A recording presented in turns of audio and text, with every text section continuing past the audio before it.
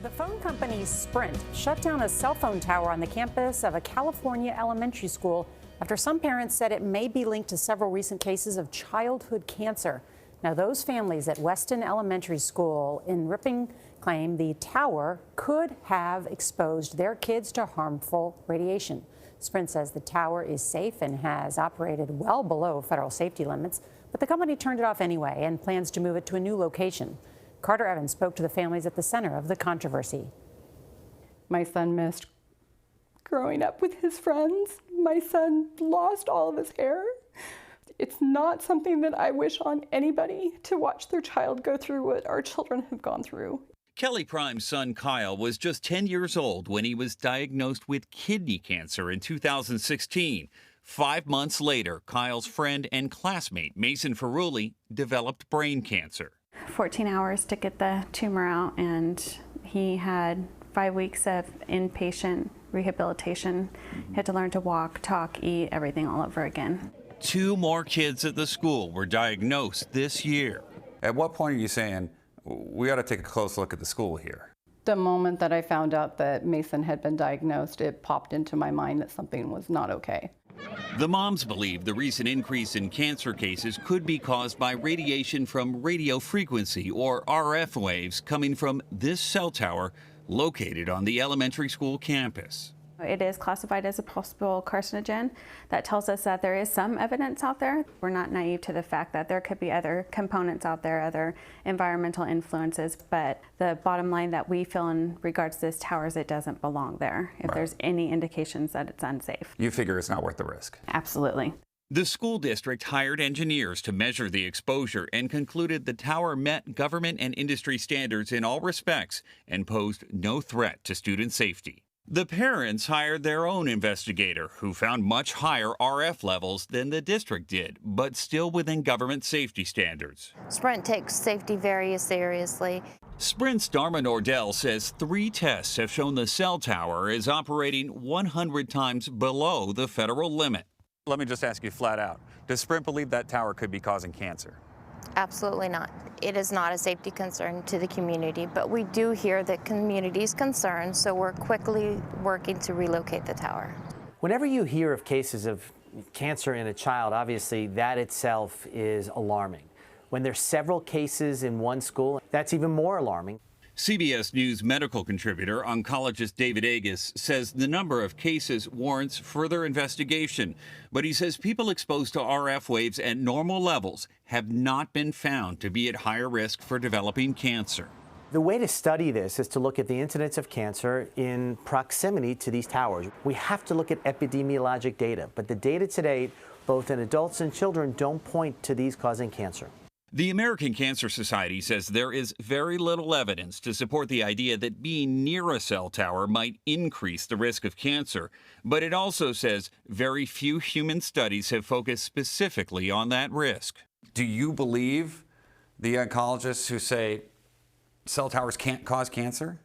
I believe that everybody wants to believe our government. Technology is what it is, and it's growing, and it's growing out of control. Ferrulli's son's cancer has returned, and he's now undergoing treatment. Prime's son Kyle is in remission, but he still undergoes scans every 3 months. I've looked into his eyes, and I've looked at the fear that he has as a 9-year-old facing something, asking me, "Mom, am I going to die?" It would push you to fight as well. It would push any parent to fight. I won't stop until it's done, until that thing is gone. For CBS This Morning, Carter Evans, Ripon, California. She's right about that. The school district tells CBS News it has been in touch with the California Department of Health and has tested the school's soil and water as well. Now it is waiting for the results of those tests. But you can believe any parent will not stop until they find the answer if something is harming their children. And it has to be hard to hear there's no connection while you're sitting here looking at your child who's losing his hair and is very ill. Yeah, I'm glad they're testing the soil and the water and taking a bigger look. I am too. In other headlines locally this morning, Ripon parents called it a cancer-causing cell phone tower on a school campus. Well, now that is being removed. Parents fought for years with the district after 4 children were diagnosed with some form of cancer. Although there is no direct evidence the tower is linked to the children, Sprint will be removing that tower in the near future. While a driver. Strange towers are popping up all over the country in shopping centers, outside schools and office parks, even on residential streets. And a lot of people are asking what they are and if we should be concerned. Michelle Krinsky is a nurse who was out walking earlier this summer when she looked up and said, "What's that?" You can see it's an ugly, just like menace sitting there. It was the strangest looking cell tower neighbors like Dean Beckert have ever seen. It looks like a big heater to me. 5G cell service has become the hottest controversy in many communities this year because it needs many more towers than 3G or 4G service. And those towers can go up right outside your home without advance warning. Have you tried to find out what it is? As of right now, we don't know who put it up. We don't know, is it running 4G right now? Will be running 5G. So who's behind them? We did some research and learned that many of these strange cylinder towers, sometimes freestanding, sometimes on top of existing poles, are Verizon equipment. They currently transmit 4G, but are upgradable to 5G in the near future, according to the company. So do we really need so many new towers near our homes, schools, and businesses? Well, Verizon says even without 5G, we do, because of all the data that customers are now using. Verizon's corporate communications manager David Weissman tells us the mini towers will ease network congestion, which can make it difficult to stream video. They're going up in areas with high use or weak signals. Homeowners like Michelle Krinsky say people should have the right to approve mini towers near their homes or schools. As a registered nurse, I'm very much about informed consent, the right to choose. Bottom line, even if you don't see mini towers near you yet, they are the future of cell service, so don't be surprised if one pops up, and don't waste your money. I'm John Matarese for H-Town Rush. I am here overlooking the village of Cleves, Ohio, on the edge of the Ohio River, where something is missing that was standing here just a couple of days ago. This is River Road on September 19th, where a controversial cell phone tower loomed over the entrance to Cleves. This is River Road today. The tower is gone. All that's left is a pile of straw. A crane has just taken it down, the tower disappearing as mysteriously as it had gone up. They were talking about it coming down, but nobody really knew why. Amy Shunk owns Traditions Hair Salon just across from the tower that residents told us last month looked like a giant space heater. You can see it's an ugly, just like menace. So how did this happen? Well, after our report aired, village officials decided to get to the bottom of it and find out who got the permit to build this tower. Well, it turns out there never was a permit. ODOT had no record of the tower, and they investigated, and it was determined that it was put up without permission, and ODOT ordered the company to take down the tower. Cleves Village Administrator Mike Rahal says the tower was just 10 feet from River Road, a place ODOT would never have approved. Sprint confirmed to us it was intended to be a future Sprint tower, but was not yet powered up. But this proves two things. One, that citizens can fight cell towers they don't want. And two, we'll see a lot more mystery towers go up without any warning. Folks here in Cleves say they do need more towers because the cell service here is not that good. They just say next time they'd like to be asked. Reporting from Cleves, John Matarese, 9 on your side. A Team 10 consumer alert tonight. The more we rely on smartphones, the more data we want and the more antennas we need. But at what cost? Workers say they're getting injured working on those antennas, and the constant push for more towers is putting them at risk. Team 10 troubleshooter Kristen Severin joins us. And Kristen, you talked to a San Diego company with a solution to keeping them safe. Yeah, there are 600,000 cell phone tower sites in the United States. They're everywhere, on the sides of buildings, streetlights, water tanks. But Team 10 learned thousands of those towers violate federal rules that are supposed to keep workers safe. It hurts like how. Benjamin Rivas has worked on cell phone towers for 14 years. I was dealing with them day in and day out. He quit after an antenna that should have been powered down was still live. Physically burned my hand. The burn is a work injury you can see. You get burned on the outside, but internally it blisters. Other problems he said caused by the towers aren't as easy to spot. Depression, and I get headaches from time to time, and mood swings and stuff. Rivas is one of 250,000 workers a year. An insurance rating agency said gets too close to these antennas. They act as an open microwave and can cause eye damage, sterility, and cognitive damages. What we're going to go do is I'm going to show you the invisible footprint of these potentially hazardous areas that workers don't see. Drew Fountain has a $20,000 meter that measures the RF frequencies. And the amount of power that really comes off a lot of these antennas. He co-founded RF Check, Talk about, a San Diego company that tracks where every tower is in the U.S. there's 22. An RF frequency over 20% can injure people. Over 100% can burn someone. We're over the limit for the workers. Cell phone tower workers, roofers, painters, anyone that comes in contact with the antennas. I got a 150 reading this morning. Many tower sites have these signs. Does anybody even see these? Signs are dismissed by workers. This doesn't really say anything beyond this point. The law requires that the workers be made aware of these areas before they get near them, and that's not being done today. Since 1985, the FCC has required workers be made aware of these dangers, but doesn't say how to alert them. The FCC gave notice of a proposed rule change 2 years ago for the cell companies and site owners to figure out the how. Recognize what these are. Fountain said that hasn't happened. Phone providers are looking the other way and not protecting the little guy. From here to here is the RF danger zone. Fountain wants workers to know about these areas before they show up to any cell phone site. Fountain helped develop RF Check to do just that. The only comprehensive database of every wireless antenna in the nation. They're working with the FCC to get it used across the entire industry. Workers would check the tower sites before any job. RF Check would be paid for like E911. That's the fee we pay for emergency services, so you could see a few cents more on your cell phone bill, but they are still trying to figure out that exact amount. I'm Team 10 troubleshooter Kristen Severance. All right, Kristen. Well, a future with 5G signal is here, and that means better service and quicker data speeds for cell phone users. But not everyone around the Denver area is necessarily on board. Some homeowners in Highlands Ranch are pushing to slow down a plan to install dozens of 5G cell towers. Our Connor McHugh is live with why they're speaking up. Connor? Kathy, this is one of the hundreds of 5G towers already constructed in Denver, and now people in Highlands Ranch can expect the same. The problem is not everyone is on board. Right beside Manuel Trujillo's home is a neon reminder of what's to come. So my understanding is this is where they're going to put the new 5G cell.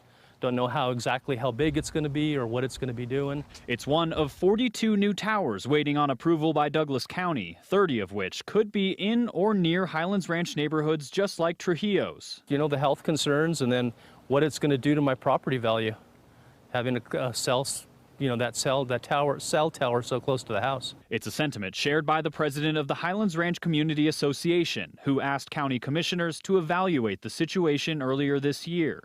Soon, the county will make a decision. Douglas County and frankly any other county or city in the entire country does not have the authority to say we are not allowing you to do this because we have health concerns. Denver attorney Ken Fellman, who specializes in telecommunications, says cities can have a say in how the towers look, but state and federal law make it near impossible to stop 5G's progress. These networks need more capacity, and that's really what 5G is going to bring. The question is, can it be done safely, and can it be done in a way that preserves the aesthetics of our communities? And local governments are working on the aesthetics part, and I hope the FCC will work on the safety part. Sprint and Boulder-based Zayo Group are behind the installation of these towers all around Highlands Ranch. A spokesperson told us today that it will increase service and connectivity for customers. We are live tonight in Denver. Connor McHugh covering Colorado First. Thank you, Connor.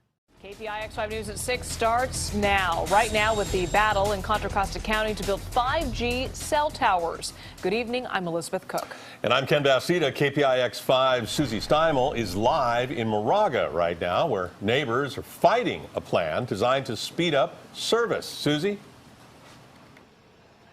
Well, Ken and Liz, as you know, throughout all of 2019, we've been hearing tech companies and cell phone companies talking about all the excitement about 5G and the race to get there first. But tonight in Moraga, they're talking about the fight against it. Many people here say they don't want it. Sitting at her home office, Ellie Marks has a device that measures her RF exposure. She's surrounded by campaign materials that she's used in a decade of pushing back against ever-expanding cell phone towers.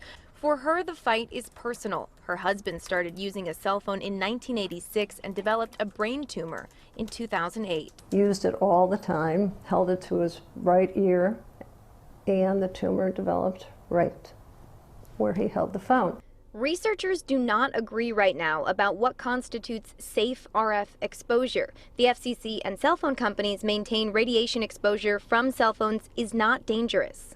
The FCC is lying to the public. So far, every major study has concluded that it's not having a harmful impact. Thankfully, her husband pulled through, but it was her wake-up call. Now she's taking on 5G. Running parallel to this fight against 5G is the race to be the first country to have it. The U.S. has been competing against China. Now all wireless companies claim they'll have 5G this year. Some have launched already. So what exactly is it? Possibly the way that the internet runs will change because of this technology. Ian Scher is an editor-at-large for CNET News who follows 5G. He says it could change everything from education to AI to healthcare. And for consumers, it's all about speed. So the promise of 5G is that it's going to be significantly faster. So think of being able to download a movie within minutes instead of waiting a long, long time. To maintain this speedy connection, cell phone companies claim they need additional cell towers in communities like Moraga. Ellie says she'd rather see these companies stick to fiber. There's a better way to do it, and that would be fiber to the premises. We don't need these small, so-called small cells every few homes in our communities. So many local governments will also say when it comes to this argument, their hands are tied, which makes them reluctant to take any kind of action. Regulating public safety surrounding cell phone towers is something that only the federal government and in some cases the state government can do. So local governments are left to do things when it comes to public right-of-way. But if they get in the way of the permitting process, they are at risk of being sued, which is something that happened in nearby Piedmont. So they are understandably being careful. We're live in Moraga. Susie Steimel, KPIX5. Maitland is looking at city codes to allow the towers. News 6's Nadine Yanis joins us now live from City Hall, where she spoke to officials. And Nadine, many of us know what those cell phone towers look like now, but what will 5G look like where we live?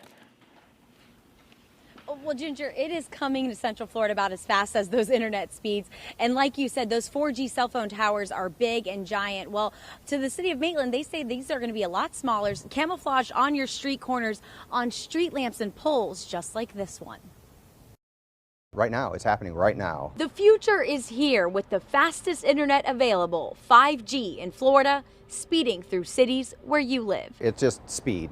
It's a matter of having speed. The city of Maitland taking on the discussion for the first time at their meeting tonight. So right now, if you want the super fast internet speed, you're relying on either fiber or cable or a telephone line to get those high speeds. You're going to be able to get those over the air now, just like with your cell signal. Maitland Assistant City Manager Mark Regentine says all cities will see 5G sooner than later, because it's state law requiring cities to allow providers like AT&T and Verizon to bring 5G in. Of the 100% of things you can do to regulate these, we're allowed to do about 5% of that. And that includes how they will look. These are some examples if it passes in Maitland. Unlike the big cell phone towers that brought in 4G, the 5G antennas are smaller and will be on street corners. Likely to see them along 1792, Maitland Boulevard, I-4, where the vehicles are. There are going to be extensions on top of poles, things like that. Sometimes they're going to be standalone poles, but as you drive down the street in Maitland, we want you to not notice they're there. But he says you will notice a difference in the internet speed. I think once it's here, everybody will be happy that it's here. And so tonight the city of Maitland is going to have its first reading of this ordinance, which means there will be public comment. That starts at 6:30, and not everyone is for this. One group called We Are Change Orlando is actually going around to city councils because they're afraid that there hasn't been enough research to show the impacts health-wise what 5G can do if they're all over your street corner. We're going to hear from that group in my story tonight at 5:30. Ladies, back to you. Nadine Yanis reporting live. Nadine, thank you.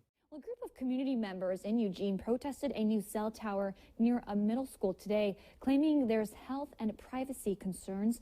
KEZI 9 News reporter Madison Glassman spoke with them today, and she shows us why they're so concerned. A group of people from a local group called Families for Safe Meters demonstrated near Roosevelt Middle School, calling for this 5G cell tower to be taken down. Concerned about the 5G network, the new generation of cellular coming, and I know that it is a lot more dangerous than what we already have, which is all. The group is calling for more research into this new technology. They say the health, privacy, and increased cost risk are not worth it.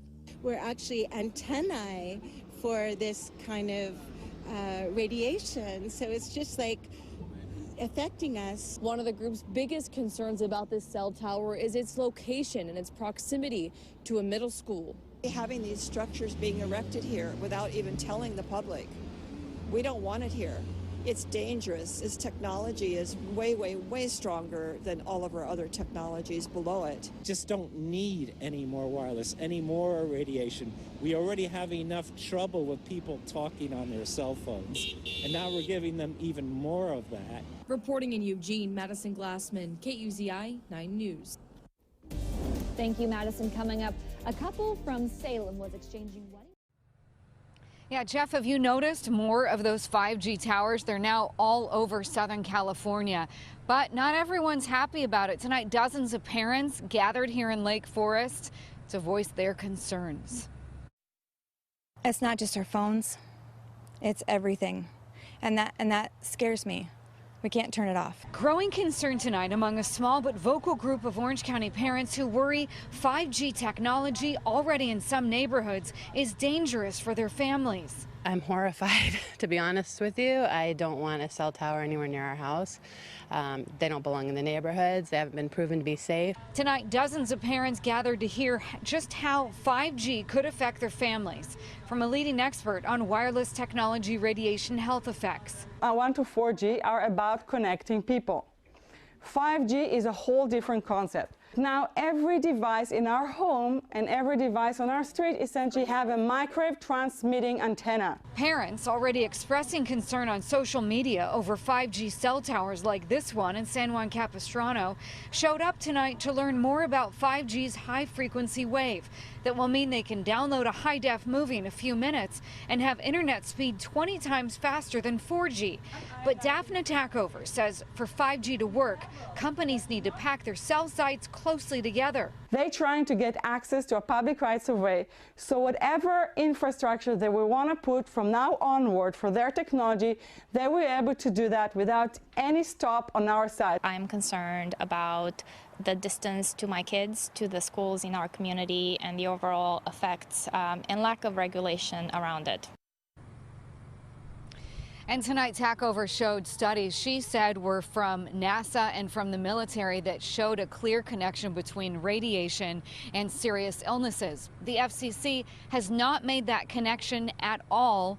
So for now, the word is that that is safe, although that's a word that Tackover says the industry experts do not like to use.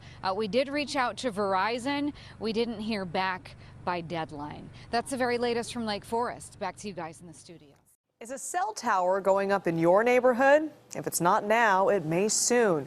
Wireless carriers are installing millions of them across the country to enable the new, faster 5G cell phone technology. But tonight, Julie Watts asked the question you're not supposed to ask. Are there legitimate health concerns? It's keeping John Heestand up at night. This new pole outside his bedroom window where Verizon will soon install a next-generation cell tower, just feet from a school. This would be a big tower pushing out radiation outside of our bedroom window, 24 hours a day, 7 days a week for many years. It's called a small cell or distributed antenna system, similar to this one in San Francisco. The industry says they're safe. Many in Piedmont aren't convinced. Our daughter is a cancer survivor. 13-year-old Sophia has been one of many petitioning the city council to deny this cell tower and others. I'm also a brain cancer survivor, and I am against the cell towers. I mostly talked about my cancer and how it affected me. But according to federal law, the city simply can't consider health concerns. It's outlined in this small section of the Telecommunications Act, based on science from 1996. To turn your phone on or off. Back when this was the height of technology. But if cities do consider health, the cell companies can sue. So with few legal arguments to deny a cell tower, they're popping up outside bedroom windows and school campuses, despite objections from across the country. 5G can be a tremendous boom to California, but only if it can be put up quickly and easily. Hayward Assemblymember Bill Quirk co-authored legislation that would make it even harder for cities like Piedmont to object to a tower. You wouldn't have to go through the Planning Commission, through the City Council. The former NASA scientist says he may resurrect the bill recently vetoed by the governor. I know scientifically that putting up these cell phone towers is safe. But the International Association of Firefighters disagrees.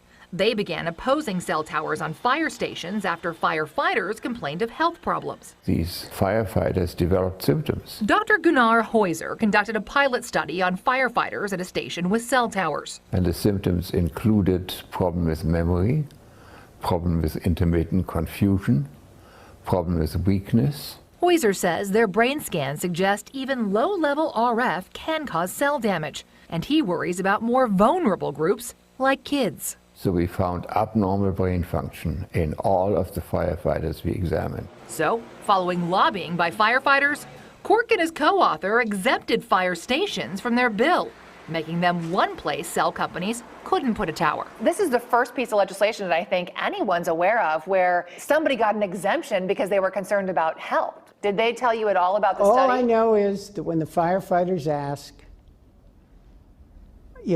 I do what they ask me to do. Because they're strong lobbyists? Yes. So if, say, school teachers and parents had a strong lobby and they asked you to pass something that would prevent these from going up in your schools, would you do that? If I couldn't get the votes any other way.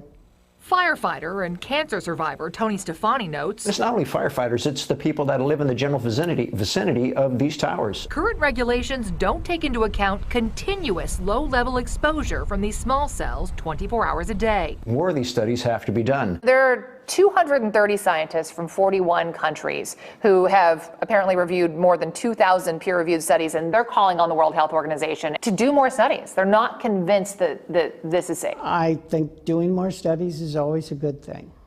Do you think that maybe you should consider putting a pause on legislation that speeds up these towers until there's definitive evidence that there is no harm? We can do a lot of studies, and there are people right now, believe it or not, who are sure the world is flat. In a statement, the wireless industry says it defers to experts when it comes to cell tower safety and says, according to government agencies, the scientific evidence shows no known health risk. But what about the unknown? Well, back in Piedmont, the he stands don't want to wait around to find out. We're going to get some meters and we're going to measure the microwave radiation today, and then when the cell towers go up, we can measure it and see how dangerous it really is. And he says if he has to, they'll move. For my daughter's health, definitely.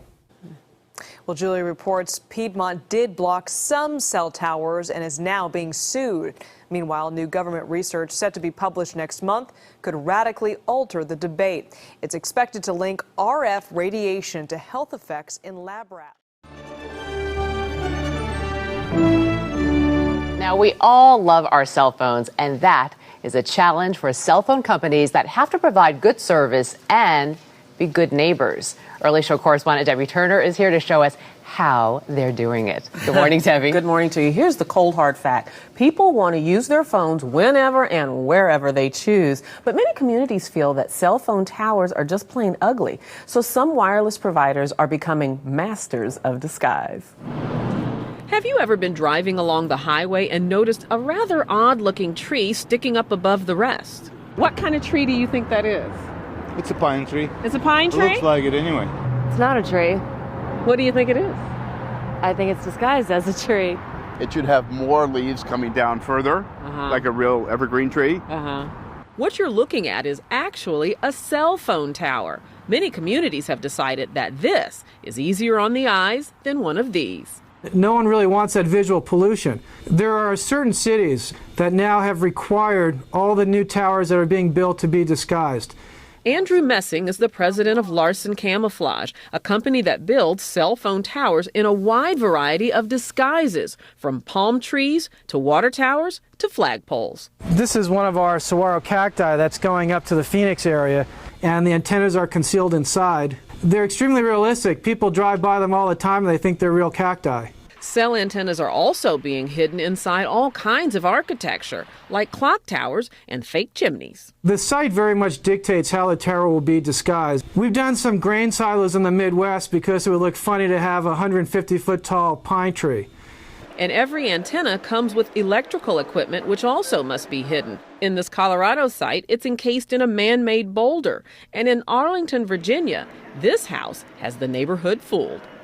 Door-to-door salesmen visit this house. Free newspapers are dropped off at this house. John Johnson works for Verizon Wireless, which built a house where no one is ever home.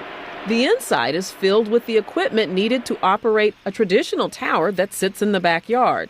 Why do you have really a very nice looking house as a housing for electronics? Well, if you look around, this is a very nice neighborhood. We wanted to be able to blend into the neighborhood and not create something that would be unwelcome. But disguises are expensive. A tree like this can cost as much as $120,000, 4 times the price of a metal tower. Now, do you camouflage all your cell phone towers? If we did, you probably couldn't afford your cell phone service. But we do camouflage those ones that we need to. And the ones they feel they need to disguise are often in communities that put up a fight and refuse to accept a traditional tower. Of the approximately 200,000 cell antenna sites in the U.S., only about a fourth are camouflaged or hidden. Here we're at the tennis stadium, and we've disguised our cell site to look very much like one of the light poles that illuminates the stadium here. But for many churches, the wireless problem is a blessing. This Washington congregation receives more than $1,000 a month to allow antennas to operate in their steeple. It's sort of serendipity that we came to have this, and so I think a lot of churches would like to have it. But of all the disguises we've seen, our favorite is this site in Staten Island, a cell phone tower made to look like a lighthouse. And it's so realistic that neighbors say it attracts tourists. They do take photos, have people that do come up, they look at it. The only giveaway is that it's miles from the ocean. It's much nicer than what it could be. I mean, would you like that instead of antennas just showing up? Oh, it's beautiful. It's outright beautiful. And you guys, you know what? With text messaging and video streaming on the rise, wireless companies will continue to be very busy building more towers. And if they do it the way they hope to do it, you won't even notice them. So is it only the new towers that are going up that look so pretty? It's not like they're taking old existing. Yes, they're not retrofitting older ones. Usually they're putting up towers in communities, neighborhoods, national parks where people don't want to see a big metal pole, so they're disguising. But they want their service. But they want their service, all right. It's sort of the catch-22. All right, Debbie Turner, thanks so much. RTV6 is working for you, trying to get answers about these things. You may have seen them where you live. There's small cell towers for 5G, a new type of cell network technology. Last week, Call 6 Investigate showed you companies like AT&T and Verizon don't have to notify anyone when and where they place 5G towers, and that's not sitting well with some. RTV6's Cornelius Hawker was in Carmel where the city county council, heard residents' concerns about the potential health risks associated with 5G cell towers. They want the city council to stop more from going up. Please help us to avoid involuntary, unknown health risks. Monday night, Gail Thomas and several others spoke against where these small cell towers have been placed to bring 5G to their community. Right in front of your home where your children play, kind of at bedroom level. These are all the very serious, considerations that we have. Gail says she's afraid they could be harmful to her health, her families, and her community. We have a little bit of information with early indications from 2G and 3G studies that there are links to cancer. But that's 2G and 3G. Gail tells me she speaks for several people when she says there needs to be more research done on 5G and how it might impact people when those towers are placed on light poles right in their community. CTIA, which represents the U.S. wireless communications industry, says the current scientific evidence available shows there's no health risk with these small cell towers, despite the warning signs on them. Signs Gail showed at the city council meeting. She and the Citizens Action Coalition are asking Carmel to consider a list of recommendations. A pause on 5G cell tower construction, an ordinance requiring anyone building a new cell tower to file with the city so residents can find out where they are, and they want the mayor to join a class action suit against the FCC. We just need more information before we can really just relax and feel safe that this is guaranteed, that we can know that it's safe. Working for you in Carmel, Cornelius Hawker, RTV6. Well, Carmel City Council did not take any action on this tonight, but say they plan to look into residents' 5G concerns and give the community some answers once they're up to speed. AT&T is the nation's fastest 3G network, so you can download faster on your smartphone than Verizon. With 4G from Sprint, I can download files up to 10 times faster than 3G. Upload 10 photos in a minute. Verizon 4G LTE. Get ready for more ads like those. The wireless industry is in a race to roll out 5G service. Now, 5G is supposed to be up to 100 times faster than current data speeds. Could have used it on Amtrak yesterday. But it requires cell phone tower equipment to be closer to users than ever before. And that is causing outrage and alarm in some neighborhoods as antennas go up around the homes. Tony DeCopel is here with both sides of the conversation. Tony, lots of chatter about this. Good morning. Yeah, good morning. There's outrage, but there's also excitement. I mean, 100 times faster. But get this, wireless companies in the U.S. say they'll have to install about 300,000 new antennas for the rollout of 5G. That is roughly equal to the total number of cell phone towers built over the past 3 decades. The faster network could create new potential for work and play, but it's also leading to new concerns. Go. At a lab in New York, Verizon invited us to meet some of the entrepreneurs developing tools to run on the next generation of wireless technology. How important is 5G to your mission? 5G is extremely important. Jonathan Reeves demonstrated his product, Arvizio. As you move around, the object stays fixed in space. Look at that. That's amazing. Allowing users in different locations to interact with 3D images projected through a lens. Today we can do this using Wi-Fi technology, and we can do it using landline technology, but of course you're then tied to particular locations. With 5G now we can begin to extend this, so we can actually begin to start doing this on building sites. We can start doing it on the factory floor. So it really opens up a whole new world. But before this world can become reality, this one needs to change. 5G requires the installation of new equipment across the U.S. So this pole here is 5G. This is the future right here. You got it. Every wireless company is working to build its own 5G network.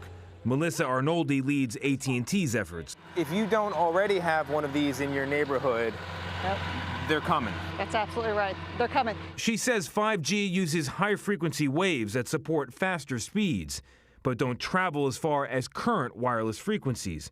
So instead of relying on large cell phone towers spread far apart, they need small cell sites that are much closer together. We're going to use our existing infrastructure today, whether it's light poles, whether it's street lights. We're going to make sure that we don't make it obtrusive to our customers and to the citizens. Yet some don't share the enthusiasm. The cell towers are called small cell towers, but they're not so small when they're in your front yard. Donna Barron is protesting plans to convert light poles in her Montgomery County, Maryland neighborhood into small cell sites. This will cause cancer. She was one of several people who raised health concerns at a government hearing last month. This stuff is untested on kids. Their safety is not certain. These untested technologies are, at this time, not ready to be unleashed into our lives. Cell phone equipment emits radiation, but research on its health effects has been inconsistent. According to the National Cancer Institute, a limited number of studies have shown some evidence of statistical association of cell phone use and brain tumor risks, but most studies have found no association. If you lose this fight and a pole goes in right here, are you going to move? Possibly. Either way, Barron says she fears property values could plummet when 5G equipment pops up. If a tower goes up right there, what's going to happen to the value of that home? It could drop 20%. And not only for this house. Right, for that house, that house, that house. And then pretty soon you go around the curve and there's another cell tower.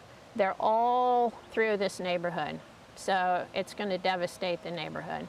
Arnoldi insists her workers are focused on safety, pointing out they live and work near this equipment too.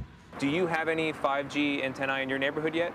No, not yet. I'm waiting for it. I'm waiting for it. It's coming soon, though. It's coming soon. So I'm guessing from that reaction, then you're very comfortable with it rolling out in your neck of the woods. Absolutely. Absolutely. You know, look, this is our... Wireless carriers have announced plans to roll out 5G service to a handful of cities later this year, but don't get too excited. To really take advantage, you'll need a 5G-enabled device, which probably won't be available until next year. So our current phones aren't 5G ready? They're not 5G ready. The pole outside your house might be 5G ready, but your phone is not. Yeah, it's going to have to upgrade. Tony, thanks. Better cell service comes at a cost, and not just your bill, but on how your neighborhood looks and sounds. These 30-foot tall poles are popping up in communities all around Denver, and when all is said and done, there could be 500 of them spread throughout the city. Well, our Gary Brode found one in the Highlands neighborhood. And Gary, how are neighbors liking the new addition? Some not so much. This is one of about 12 just in this Highlands neighborhood. And right now you may be hearing the car engine running. Just to give you a little perspective here. So I'm going to turn this off real quick. You could still hear, though, that buzzing sound because it's coming from this transmitter right here. And one neighbor in this area says he hears it all night long. Across Denver and most of the country, these poles are leaving their mark. The more we use our phone, the higher the need. And these small cell towers are supposed to bridge the old 4G generation to the future of 5G. If it's just supposed to be maybe like a 5G tower or whatever, then I don't see why we wouldn't have amazing service. We spoke to a telecommunications expert off camera who says small cell towers require you to use less bandwidth, meaning a more efficient cell experience. Clint Viejo says since this one went up near his home, that's not been the case, and it's actually gotten worse. I've actually had to come out here just to be able to speak to my father on the phone and sometimes have to walk a little bit in the street, not even trying to over-exaggerate or anything. There are two types of poles. One is a combo pole used for street lights and small cell equipment. The other type is a single carrier freestanding pole. Each one could be owned by a different cell company, like in the case of Viejo. This one, according to the city's map, is owned by Verizon. We got T-Mobile, so I don't know, having it right there, I think it definitely affects our signal. But what really bothers him is the noise. He says it's a sound that seems to get louder throughout the night. I always come outside when I'm in the bathroom or in the backyard, and I'll look like if the van is on or if the car's on. I just, because it does. It sounds like one of the cars is on. You can still hear the buzzing right now. More than 300, the city says, have been approved at this point. Over 160 have already been placed. More than 200 are still pending approval. Reporting live here in Highlands, Gary Brode, Denver 7. Now, it doesn't matter what your square footage is. No one wants to live in a home with poor cell phone service. But with great growth comes great responsibility, great compromise. Denver 7's Jennifer Kovaleski has our story. Hello? Can you hear me now? We all want faster cell phone service, and the race is on for 5G, but it comes at a cost. A 30-foot cell phone tower coming soon to a neighborhood near you. And we'll be seeing a lot of these shorter 30-foot towers go up. This one is already up in Denver. 5G is much faster. We're talking maybe 100 times faster. And while the upsides of super fast 5G are obvious, full resolution, HD resolution or better, right in your phone. Metro State technology expert Steve Beatty says there is a trade-off to going away from the large old towers. The antennas are smaller, but they have to have a whole lot more of them. We're talking a whole lot more for 5G speeds to live up to the hype. Wireless companies estimate they have to install 300,000 new towers, closer together and closer to where you and I live. It's going to be right here. Not everyone agrees a 30-foot pole in their front yard is a good thing. Everybody who comes in this neighborhood, the very first thing they're going to see is a 100-foot tree. Disguised as a tree or not, these Fort Collins neighbors are already trying to slow down the rollout. And it's disappointing we were not made aware of that. The FCC in a new state law lets these 5G towers go up with minimal community input. They can also go in public right-of-ways. In Florida, 5G transmitters are hidden in fake palm trees. In Arizona, in metal cactuses. Here in Colorado, the phony evergreens are king. And they all need to be connected with fiber lines. Some say that they're going to be anywhere between every 3 to 10 houses. But as neighbors across the country try to fight back, local leaders are running into brick walls trying to slow the rollout. FCC rules give them only 2 weeks to challenge an installation. I think it would be very, very beneficial. Which brings us back to the question we started with. I guess it's going to depend, as all technologies, as to how bad does it make my neighborhood look versus the benefits that I get from that. Jennifer Kovaleski, Denver 7. And we'd love to hear from you on this. Do these cell towers bother you? Or are you just happy to get your 4 bars? Now, send us an email. To show up in the Richmond neighborhood this week, and it was alerting homeowners to a public health warning. Now, it has to do with future cell phone technology. Lisa Balick, live in Southeast Portland. And Lisa, who put up these signs? Well, we don't exactly know yet. We found out it's not the city and it's not the cell phone companies. Take a look at the sign. We're seeing them for several blocks here in the Richmond neighborhood. It says basically it's a warning of a future 5G antenna location as the city's about to approve a 10-year technology contract with AT&T. We rely on them to make our calls, those mammoth cell phone towers. The technology, though, to make those connections even faster with 5G will be smaller and closer to us. But those small cells, as they're called, are causing some concern. Here in the Richmond neighborhood, these signs started showing up this week, saying it's a public health warning that this is the future site of a 5G small cell installation. Both cell phone companies and the city of Portland say they did not put up these signs, even though it says you should call the city if you're worried about cell phone antennas located closer to homes and people to provide that 5G service, which would be about 20 times faster than 4G. While there are questions still about the possible effects of cell tower radiation, the mayor's office says there's little it can do to block the technology. We cannot block 5G from coming. Due to the Telecommunications Act of 1996, we cannot make decisions based on possible health effects. That is for the FCC to decide. Portland City Council members say they're concerned about possible increased health risks with cell phone radiation closer, and they've requested the FCC to do more health studies and provide the city with more answers. But the FCC requires cities to accept all applications from telecommunications companies to expand wireless capability. It's why the council is expected to approve letting AT&T keep moving technology forward in the city. That would allow AT&T to continue doing the work of their telecommunications work in the right-of-way. It doesn't dictate the type of technology that they are able to use. Now, city leaders have requested the FCC provide more information, more studies about the health effects of 5G. We're waiting to see if that happens. Again, they just decided to pass that resolution last month. But as far as moving the technology contract forward, they say that's likely to happen in just a couple of weeks. Live in Southeast Portland, Lisa Balick, KOIN 6 News.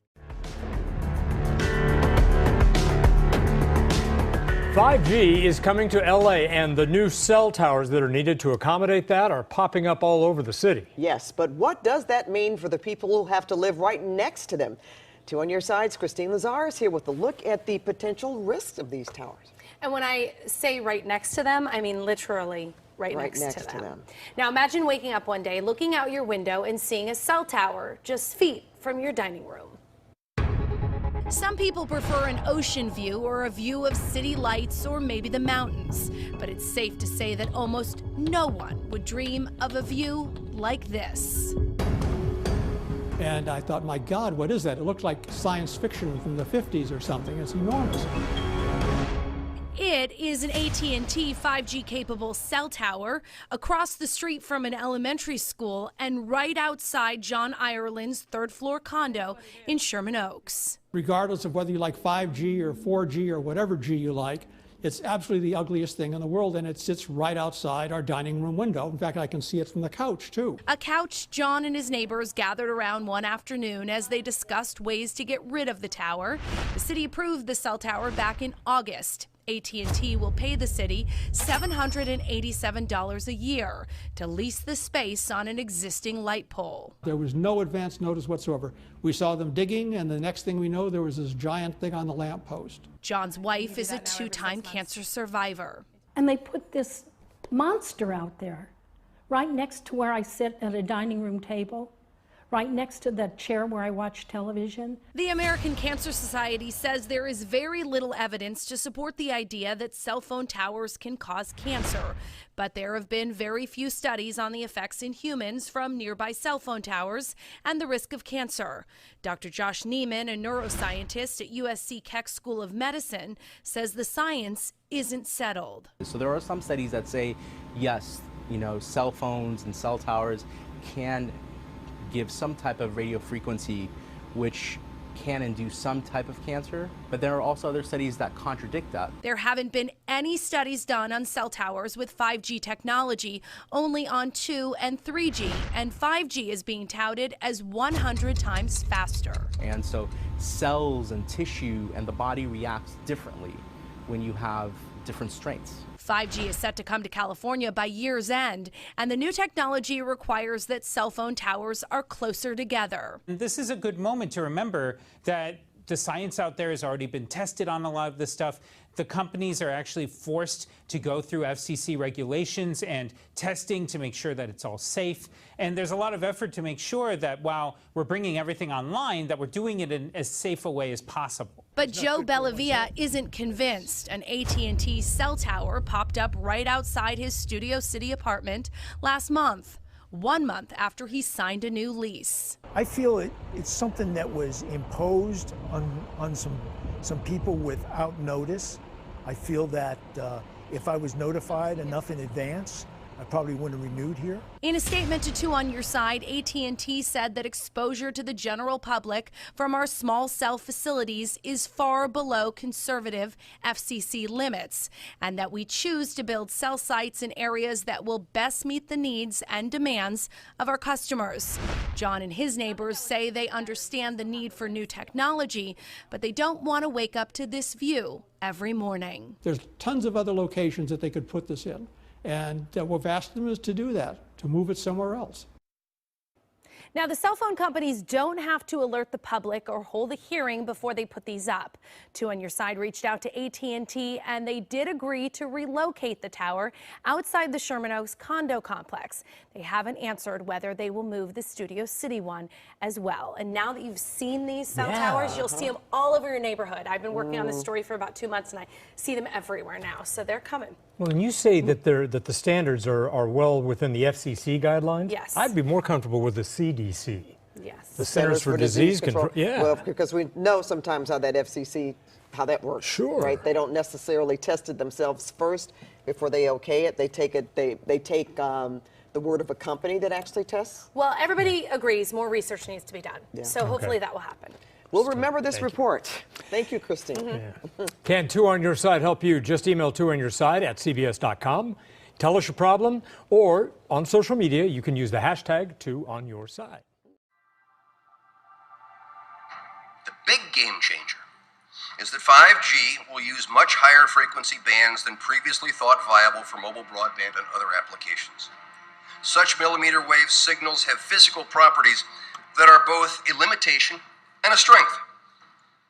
They tend to travel best in narrow and straight lines, and they do not go through physical objects as well. But brilliant engineers have developed new antennas that can aim and amplify signals. Now, to make this work, the 5G build-out is going to be very infrastructure intensive, requiring massive deployment of small cells. I'm confident that the actions will lead to a cornucopia of unanticipated, innovative uses and will generate tens of billions of dollars in economic activity. And that's damn important, because it means that U.S. companies will be the first out of the gate. And that is why 5G is a national priority. And stay out of the way of technological development.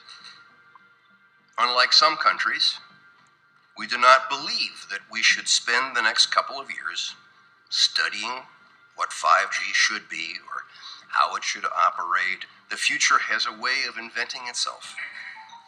Turning innovators loose is far preferable to expecting committees and regulators to define the future. We won't wait for the standards. We're already seeing the industry gearing up to seize this opportunity. Verizon and AT&T tell us they'll begin deploying 5G trials in 2017, and the first commercial deployments they're talking about are expected in 2020. And we're not done.